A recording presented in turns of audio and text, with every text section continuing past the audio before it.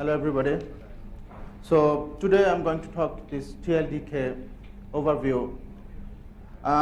Those of you probably attended the last year DPDK summits, so you might have seen some of those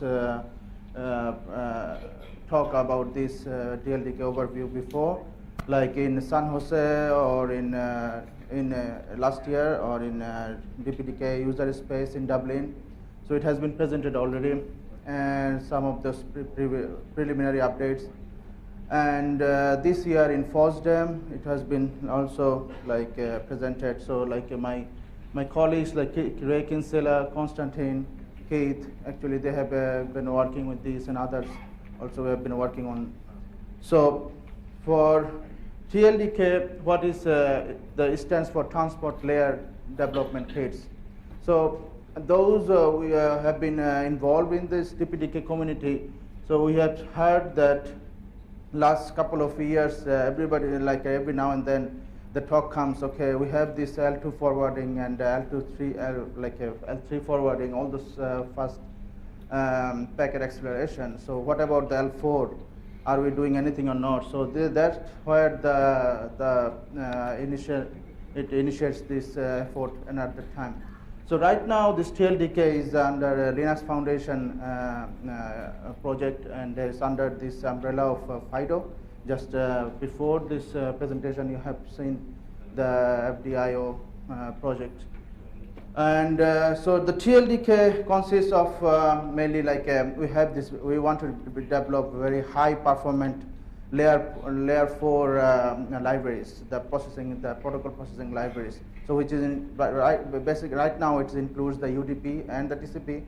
So if the demand comes, probably the other protocol will be layer 4 protocol will be included, all those things. And so we in the TLDK we want to provide a set of APIs for this application developers who needs to use this layer 4 protocol processing.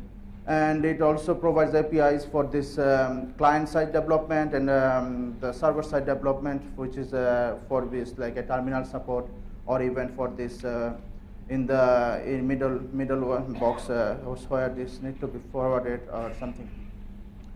And TLDK we developed from the baby. We have been developing this on top of DPDK, and take advantage of all those good things of this DPDK and features, and we have been the bulk processing and memory localizations and the cache optimization. So all those features we have been using it, and there are several libraries, already optimized libraries we reused from DPDK, like for this LPM and Ring, MBUF, definitely all those things, the core libraries we have been using.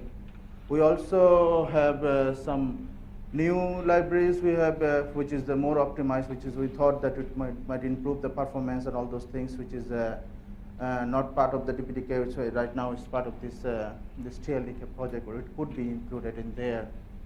So this TLDK, what the APIs, which is actually not the BSD socket compatible, which but we try to maintain the semantics as similar as possible. So it's like all those open, close, listen, all those semantics is nearby, but the API naming is a bit different, all those things. But semantics is similar things. And for TLDK, so when we take advantage of these DPDK features like poll mode, the batch packet processing, all those things. So we call it like application driven. Like when we don't do it like every per packet processing, all those things. So definitely we use this batch packet processing. So whenever the application is developed on top of this layer 4, the TLDK thing, packet libraries, which pulls the packet whenever it's needed, and that does all this processing, and they go on. So that's what is going for all this, both paths, RX and TX. So right now, as I say, it includes UDP and TCP processing libraries. And for this, in the previous presentations, which was missing is the TCP part. We had already this UDP was there. So now we have a brand new shiny TCP stacks there already in the market. So this includes the common TCP options, like for the TCP protocols we support this MSS timestamp, the window scaling things, and the selective acknowledgement, which is still not supported, but is in our roadmap. And then we do support the TCP features like for DDoS protection. We use SYN cookie, so there might be discussion which one should SYN cache or SYN cookie and all those things. We use SYN cookie, and we implement the common the congestion control algorithms according to the RFCs and all the same. The delay DAC is still in the roadmap, which is we are planning to do add it in the future. The TLDK supports this hardware of loads as well, like TCP, and the TSO is not yet implemented, but we do support. And all those APIs, all those things do supports both for IPv4 and IPv6 is compatible. Okay. So in the TLDK, besides the TLDK libraries, we also provide a sample application, which is before it used to called UDP forward. Now it's called L4 forward. So it supports both for the application, both for this how to use this UDP APIs and TCP APIs both separate. And so this application basically provides a very simple uses of this send, receive, or some forwarding mode. So when it is when you say like L4 forwarding, like basically when these packets are coming from one stream and it can be distributed over several streams, or it could be one streams, or even it could be received in IPv4, could be forwarded to the IPv6 streams there. We do the sample application also have some those layer 2, layer 3 processing and all those things, so which is not, because it's not a complete stack. So we do have implemented some of those things like IP fragmentation. We use DPDK library for that, and we do support this RSS for the scaling. When it is in the hardware, we use this in the hardware RSS, we also support in this for the software side scaling. So right now, for the RSS, we do this multiplexing, we do it based on this layer 4 ports. And so in this, if the TLDK is like when you have all those layer 4 like TCP ports 80 or what other ports, so it does this multiplexing based on this port. But it is possible to use this RSS based on this 5 tuple, which is usually everybody use, or other things. So for simplicity, we use for this L4. And yes, this sample application also support this IPv4 and IPv6 things. To give an architectural overview of this, in the core of this context, what we have there, so we have some abstraction model for this. Like for this, so when we have this different layer 2, the NICs, and we use the DPDK in the bottom. We use the DPDK. So for every NICs, we created a abstraction for this. It's called TLE dev. So for like if we have multiple devices for this, so we have this abstraction. And on the top, like application side, if we have all those streams, so we have an abstraction for the TLE streams. So basically, we can divide. We can say, okay, like logically it divides in 2 parts. We can read like a back end and front end. And back end, so it's all about taking the packets from the network and sending the packets to the network using this DPDK. And it also has some sort of like a configuration APIs. We provide those. like if we have to, when we create this abstraction device or streams, not streams, sorry, device, and when you add those devices to the context and all those things, so you provide some configuration APIs as well, so it's easy to configure. And in the front end, when we have all sorts of like application side processing, so you have the data which after it, when in the bottom, when the packets are coming from the network, the TLE device takes the like a RT burst, RX burst or something, and it sends to the library, and it do the multiplexing like based on this lookup and of this layer 4 header, which stream it should be belongs to, and it sends all those corresponding TLE streams, and then after processing, if it needs to be sent back, and again it goes through the separate similar path, and goes to the TX burst. So, and one thing's note, like we said, like in the backend APIs is not are not the safe. It's not like we didn't put any lock for this, so that for the efficiency purposes, but it's possible. On the other hand, the front-end APIs, those are definitely the thread safe.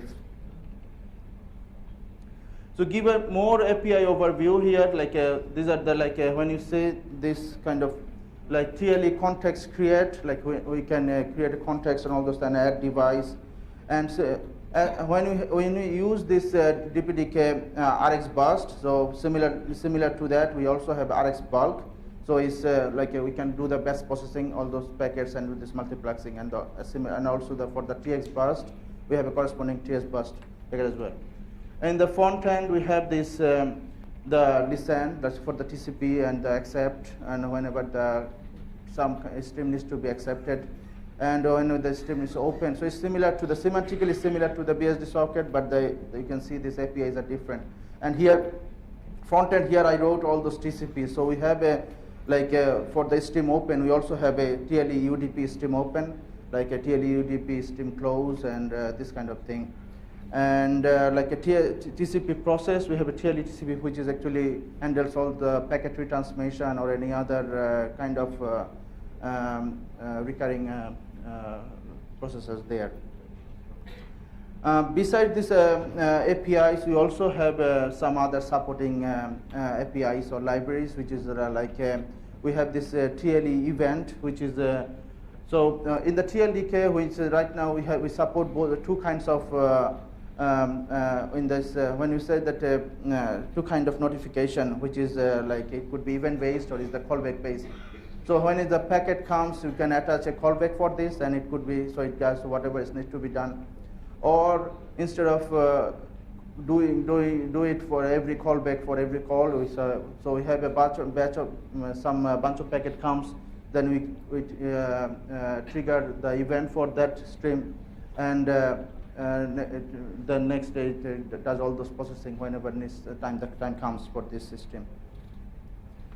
So some deployment scenario here for this for the sake of adoption, or like if everybody want to see it is possible, like if in the first one we can see if we have two devices underlying, it is possible to create one TLDK context in one core. So while it is possible to run this front end and back end all in the same core. Then again in the second, so on the right side, we can see we can separate the front end in one core and also the back end in a separate core. So it's completely flexible for this. So in the third one, the lower left, you can see, so okay, we can assign, we can deal all those device 1 is device 0, ether 0. We can use this TLD context 0, and other device. All the packets are coming, device coming from the ether 1 can be assigned to the different context. And so every context also can front end and the back end can be assigned in the same core, and also in the lower right example, so you can see it is the maximum possible combinations we have. So you can see what are the options could be wherever is needed based on your performance requirements or what the hardware resources are there. So to talk about some performance number, this is already presented before, you might have seen.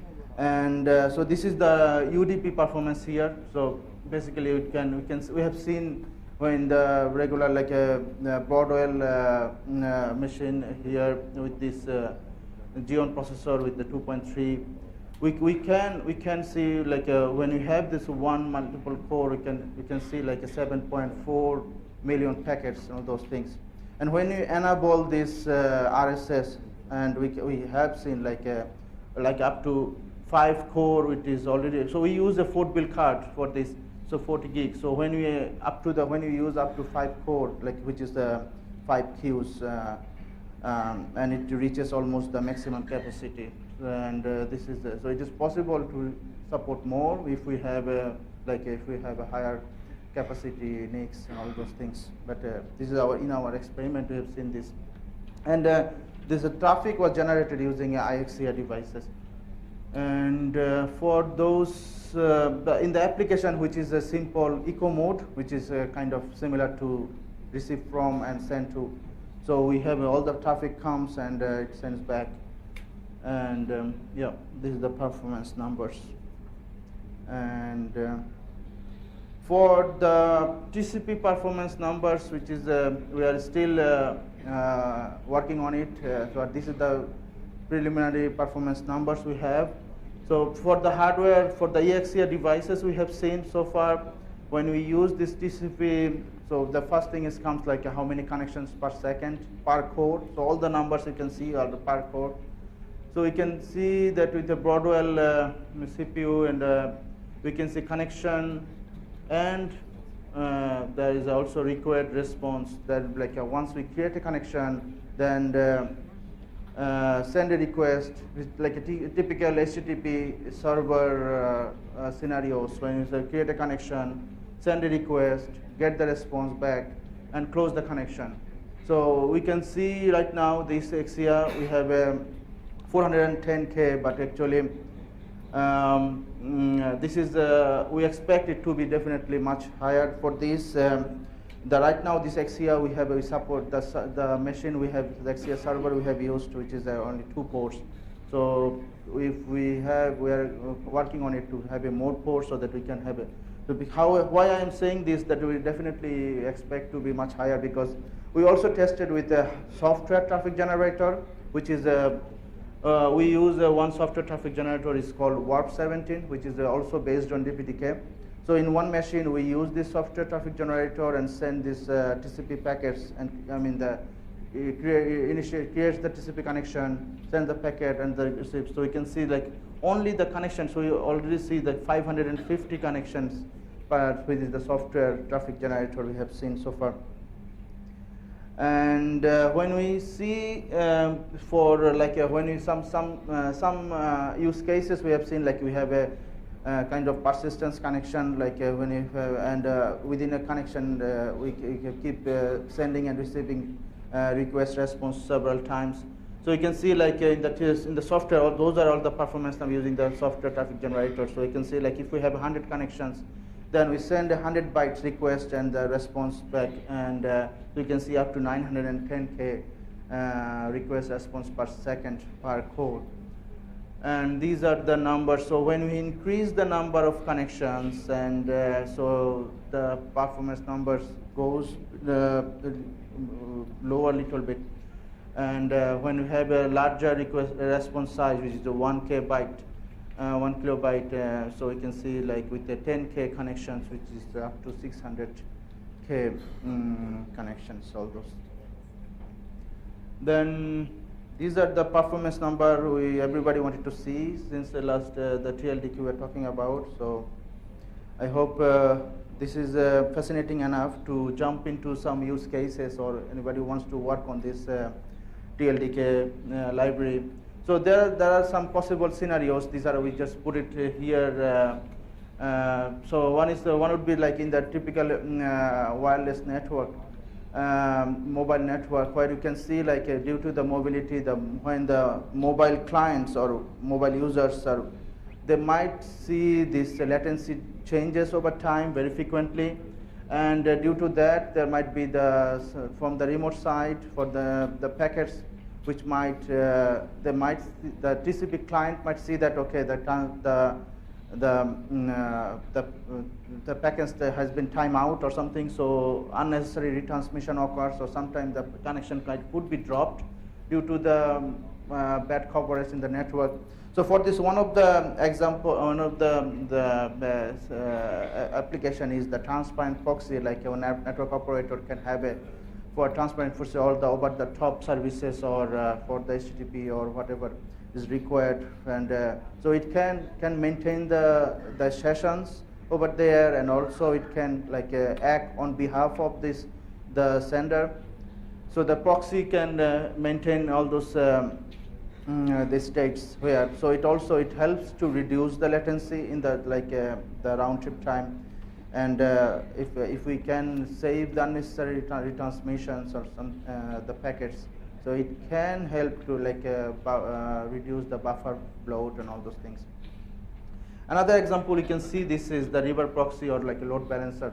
So when you have the typically IDS system, and if we need to serve a lot of requests from this, so you might have a forward these connections for every this morning. We have seen this presentation from the Ericsson talk, the subscriber gateway and all those things. So when we have this kind of, so we can have this balance, forward this traffic to the load balancing also, and it can help this support multi-millions of connections. The very few, in a short, when the burst of connections are coming, it can help to serve this. So these are the use cases we have put here. There could be some other use cases, when you have a high availability scenario, in a cloud environment or a virtual network, when you have this lot of VMs are served in one machine, one server, some example could be Wind River Platinum server or something, or VMware, all those things. So in case when there's a case of the power failure or some for the device, for the whole machine failure, so they need to move all the VMs as soon as possible to another one, and this is for a high availability scenario. It could be applied as well, and we can also find some other UDP use cases as well for all those. So in the summary, when we're saying that when you have everybody is looking for how to optimize this TCP connections and utilization, so TLDK can help improve those to meet those targets, the network performance targets and all those things. And those things are definitely built on the user space. So anytime that the host is not dependent on the Linux kernel anymore, so anytime this host is crashes or something, so there is not a worry about this host crashes. So if this stack, the context crashes, we can just reboot this context. The instances of there inside, with the boot up time, it will be very fast as soon as possible. And so when we designed, so we use all those DPDK features for this. So definitely it is much improved for the network processing. The TLDK code is available. Anybody can download this code from this FIDO wiki site. There's a link over there, the FIDO. You don't need to have any account or something, but if you want to contribute, or if you want to see or comment or what, you might need a Linux Foundation account, and it's free for to create a Linux Foundation account is free. Anybody can create an account and then log in or something. And you can, if you after the in the sample application, we have a very detailed some example scenarios are there, so you can have a look. If you have some confusion or don't understand anything, you can send a mail to this TLDK dev mailing list over there. My email address is there, but besides our definitely that all of our developers we actually subscribe to this mailing list, so definitely everybody can respond to your queries and all those things. And we really encourage you, whoever you can have a look, those are interested in this the layer 4 or application level domain, or and in this want to use acceleration, DPDK acceleration. So it should be interesting to see. Thank you very much. Do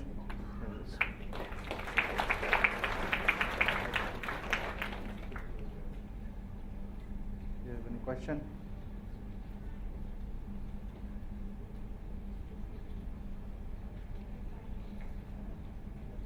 It's finished already. Yes. Sorry? Any interoperability? Have you done any interops with your TL? Interrupts? Sorry, Interoperability events where you test with other stacks? We do have some test for those things, but though for this we didn't publish it here because it's a public event. We are not supposed to do this yet. Okay. But probably in future when it is more mature, so probably, or we encourage others to do this the performance comparison or this measurement. Then because if others say like Intel is developing all those things and Intel is doing all those presentation, all those numbers, so probably you all can try and say, okay, which one is better, all those things. No, not for performance, for functionality, making sure that you are not breaking any. Okay, and for those, right now, none of this stack in this 100% compliant, right? All the RFC compliant. So we do have, like you can say, with the basic, what are the general basic functionalities are there. Those we comply with all those, I would say, I can't tell you exactly like 80% or 90%, all those things, but all the generic, the common features which are there already in the Linux kernel, or some other like there are other user space TCP stacks as well. So we have seen those, and we covered most of them. So besides, we have already marked in this first slide like selective acknowledgements, the delayed ACK. So these are missing yet, but we are covering very soon. So this is the first release we just have released this last month. So other than these, all those basic congestion control algorithms and all those so RFC 793 and all those other RFC. Basically, you will see all of the most of the features in RFC 793 is all are covered in this year. One more question. How about the stability of the product? How about the stability of the product? How stable does it? I mean, do you have any issues with? Not really. We haven't seen it crash or anything yet. But might be we are because we are testing it in a very limited space or something. Just because it came just last month, we have been still coming out with all those. So we have those code coverage and all those things. Till now, we have seen those are that definitely no software is bug free, right? So definitely there might be some scenarios we are still yet to see, and right now we even though there are some issues are there and which is not really in terms of the stability, but in terms of performance or in terms of like we always have a desire to improve the performance and how we can. These are the very unoptimized code yet. Like we just have a fresh release there, and we are working on this, how to do more refactoring and all those optimization this there. So if you can break it, we would be happy to hear, and definitely we would love to solve this problem. Thank you. You are welcome. Any other question? Yes. How is it different from user space TCP IP stack? How is different from user space? TCP IP stack. I mean, which is available, from quite some time. As an example? I mean, there are some vendors like, there are some products which are using user space TCP IP stack completely. Sorry? There are some products which are using TCP IP stack completely. I don't remember the vendors. Probably I can help you some of the names, but so this is also a user space TCP IP stack. Yeah. So how is it different? It is compared to like if you might want to say about this MTCP or the C star or the libUINet, all those the user space TCP IP there. So those are the difference. Those, first of all, in terms of performance numbers, these are the performance number. I would say, which I just presented my performance number, but I shouldn't say which one is better or something. But definitely, our target was to provide a very optimized, very improved, very high throughput TCP/IP, user space TCP/IP stacks, and we believe we are doing pretty good. And this is only beginning. So eventually we're going to improve it over time, and we add more features and all those, whatever the way we can do this. And in terms of design, or if you want to say architectural design and all those things, so C star, they use the DPDK on the bottom of that. So the MTCP use DPDK. So from that I/O perspective, this is similar. When you say this is they all do this batch processing and all those, the advantage we have from the DPDK and all those things.